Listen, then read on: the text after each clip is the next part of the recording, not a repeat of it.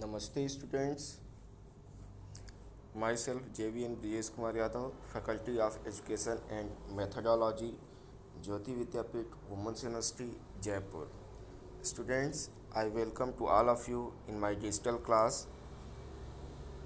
Students, today I have prepared my lecture for BSc B.Ed ZBC first semester.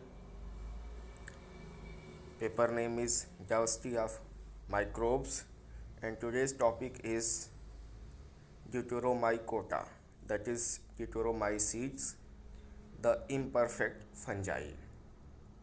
Students, as you all know, that we are discussing nowadays fungi and different groups, different classes of fungi we have seen so far. Today's turn is of Deuteromycetes. The group name is Deuteromycota. What is Deuteromycota? What are the members of Deuteromycota? What are their characters, life cycle, benefits? All those things we will see.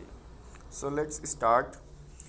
They are characterized by the production of septate mycelium and a sexual life cycle that is either unknown or absent. Students, this is the unique feature of this group of fungi where sexual reproduction either absent or unknown. That's why they are called as fungi imperfecti, yeah, imperfect fungi. Okay, student, this is very important question regarding to this topic because many examinations they have asked which group is known as fungi imperfecti or which group of fungi has no sexual reproduction. So many question can be framed over this topic. So please remember this from examination point of view. They reproduce asexually by means of conidia. Singular name is conidium. A conidium is an asexual spore that is not produced in sporangium. Okay, this conidia is not produced in sporangium. Now, for the classification of this group of fungi, there are four orders in phylum Deuteromycota. These are Moniliales, Spheropsiales, Melanchoniales, and Mycelia sterlia. Okay, so these are the four different groups, subgroups of phylum Deuteromycota. Okay, Moniliales, in the order of Moniliales, conidia and conidiophores are produced in mycelium. As we can see in the diagrams of Alternaria, there is a production of conidia in conidiophore of mycelium, that is the chain of conidia. Okay, another diagram showing conidiophores of Eulocladium. This is also a fungus of this order. Okay, Alternaria is most important member of this order which cause disease in plants. Second is Spheropsiales. Here the conidia and conidiophores are produced in pycnidia. That singular name is pycnidium. A pycnidium is a fruiting body of variable shape and size in which conidia and conidiophores are born. Example showing pycnidium of Ketomela.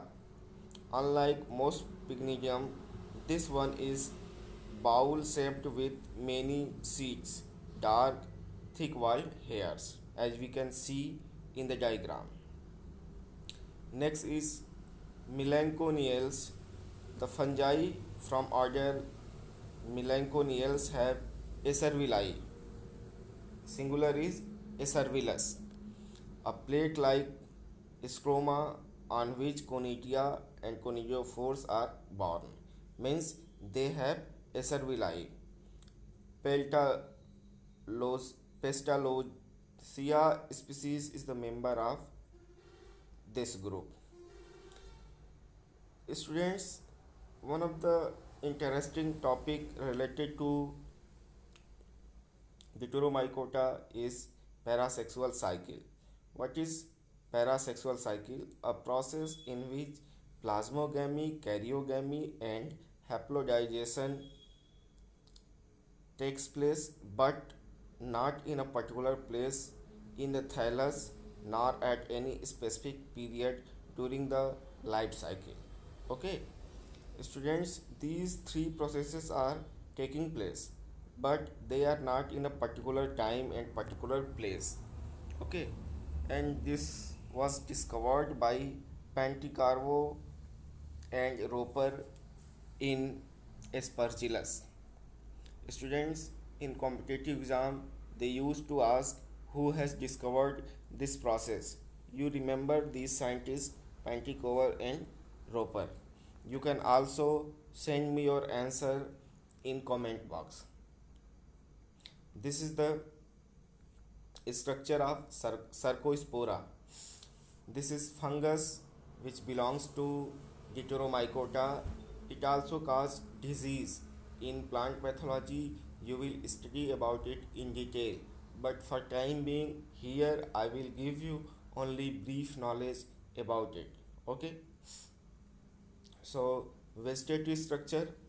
The mycelium of Sarcospora is well developed, branched, intercellular, septate, slender, and brown in color, as we can see in the diagram in previous slide.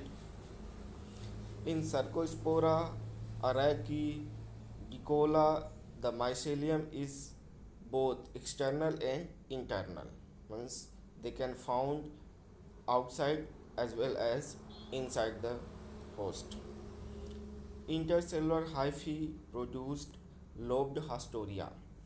The unique feature of Sarcospora mycelium is their hyphae is lobed, produce lobed Hastoria. Branched Hastoria are present in Sarcospora personata. A species of Sarcospora has branched Hastoria, which is another unique feature. In Sarcospora arachnida, the Hastoria are absent. So, depending on different host and different species, some of the morphological modifications are found in Sarcospora. Now, reproduction in Sarcospora. Sarcospora reproduces only by means of conidia. Students, please keep in your mind this is the Sarcospora where only conidia is the mean of reproduction. A tuft of conidiophore emerges through stomata or ruptured epidermis, and each conidiophore forms single conidium which is developed acrogenously at its apex. After the formation of first conidium, the mature conidium is pushed inside due to subapical growth of the conidiophore. Each conidium leaves a geniculate scar or conidial scars, that is the marks on the conidiophore at the place of its attachment. Means it get separated from the conidiophore after making a mark. Now the conidia are disseminated by wind or rain. So these are the two ways through which conidia dispersed. Under suitable conditions, conidia germinate by giving rise to one or more germ tube. Students, conidia germinate by producing one or more germ tube, which develop into hyphae that leads to the formation of mycelium. each germ tube develop into new mycelium. The perfect stage of Cercospora arachicola and Cercospora personata are Mycospherella arachicola and Mycospherella berkeley respectively. Okay, now disease caused by Cercospora. Students, this is very important topic, so please try to focus on this. You have to remember at least some of the diseases along with their pathogen. So these diseases are leaf spot or ticca disease of groundnut that is caused by Cercospora arachicola or personata, specifically personata.